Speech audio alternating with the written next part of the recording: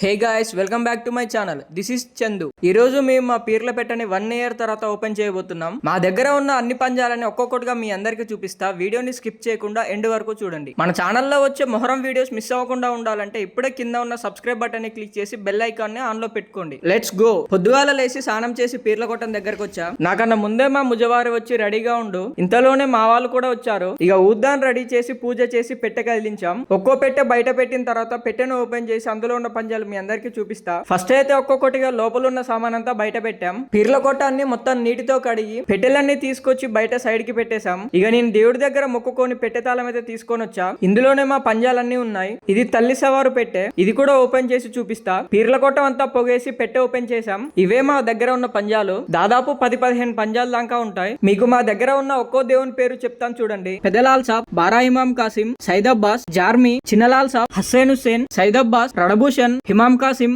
లాల్ సాబ్. ఈయన కూడా లాల్ సాబే. రణభూషణ్. ఈ సవార్ పేరైతే మాకు తెలీదు. ఈ సవార్ పేరు కూడా తెలీదు. ఇవి కోరమీసాలు. ఈ పంజాలైతే మా దగ్గర చాలా సంవత్సరాల నుంచే ఉన్నాయి. మా తాతల నుంచి చేస్తున్న పండగ ఇది. అన్ని పంజాలు ఓపెన్ చేసి చూసి మళ్ళీ ఇందులోనే పెట్టేస్తున్నాం. తల్లి సవార్ పెట్టె కూడా ఓపెన్ చేస్తున్నాం. ఇది తల్లి సవార్ పంజా.